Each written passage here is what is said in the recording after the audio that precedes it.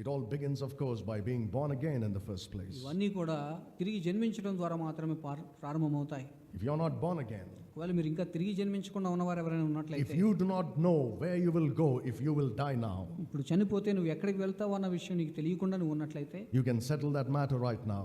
ఈ విషయాన్ని ఇక్కడే మీరు సెటిల్ చేసుకోవచ్చు. But before that, you should know something. కానీ దానికంటే ముందుగా మీరు ఒక విషయాన్ని తెలుసుకోవాల్సిన వారు ఉన్నారు. You should know that you're a sinner.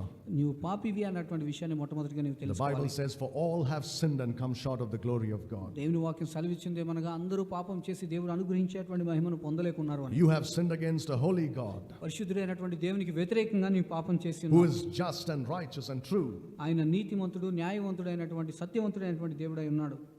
You have offended him, you have broken his law. నువ్వు ఆయన అభ్యంతరపరిచావు, ఆయన యొక్క న్యాయ విధిని నువ్వు అతిక్రమించావు. And the Bible says the wages of sin is death. దేవుని వాక్యం చెప్తుంది ఈ పాపం వల్ల వచ్చే జీతం మరణం అని. It's not just physical death. అది కేవలం భౌతికపరమైనటువంటి మరణం మాత్రమే There కాదు. is something called the second death, which is the lake of fire where you will burn forever and ever. ఇది రెండవ మరణం గురించి, అది నిత్య నరకాగ్ని గురించి మాట్లాడుతుంది. అక్కడ శాశ్వత కాలం పాటు ఆ నరకాగ్నిలో శిక్ష అనుభవించాలి. But you don't have to go there, కానీ నువ్వు అక్కడికి వెళ్ళవలసిన అవసరం లేదు. because God has made a provision for your sinful condition. ఎందుకంటే నీ పాపంలో నీవు ఉన్నటువంటి ఈ స్థితికి తగినటువంటి పరిష్కారాన్ని దేవుడు క్రీస్తునందు మనకు And అనుగ్రహించాడు. that is the Lord Jesus Christ. అది ప్రభువైనటువంటి యేసుక్రీస్తు వారు మాత్రమే. The Bible says that Jesus Christ is God manifest in the flesh. దేవుని వాక్యం సెలవిస్తుంది దేవుడే శరీరధారిగా ఈ లోకానికి వచ్చాడు, ఆయన ప్రభువైన యేసుక్రీస్తు అని. He lived a holy and a sinless life. ఆయన పరిశుద్ధమైనటువంటి జీవితాన్ని, పాపం లేనటువంటి జీవితాన్ని ఆయన జీవించారు. And he went to the cross and suffered and bled and died. ఆయన సిలువ మీదకి ఎక్కి ఆయన రక్తాన్ని చిందించి ఆయన మరణించారు. He did that for you, అది నీ కొరకే ఆయన ఆ పనిని in చేశారు. your place. నీ స్థానంలో ఆయన ఈ పనిని He చేశారు. took your punishment. నీ శిక్షను ఆయన మీదకు ఆయన తీసుకున్నారు. He paid the penalty for your sins. నీ పాపం కొరకు అయినటువంటి వెలను ఆయన చెల్లించాడు. He was buried and he rose up again on the third day according to the scriptures. లేఖనానుసారంగా ఆయన సమాధి చేయబడి మూడవ దినాన ఆయన తిరిగి లేచారు.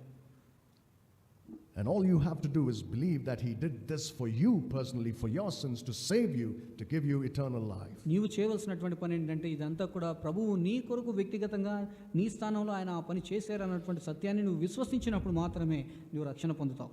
Would you do that?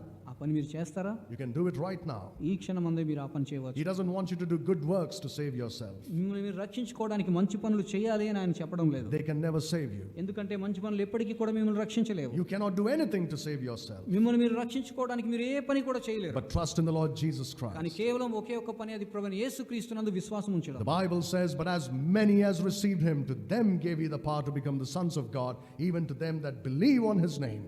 దేవుని వాక్యం ఏం సెలవిస్తుందంటే ఆయన యందు ఎందరు విశ్వసిస్తారో వారందరికీ కూడా దేవుని పిల్లలయ్యేటటువంటి అధికారాన్ని ఆయన మనకు అనుగ్రహించాడన్న సత్యాన్ని దేవుని వాక్యం He చెప్తుంది. wants to save you from your sins. He wants to save you from death and from hell.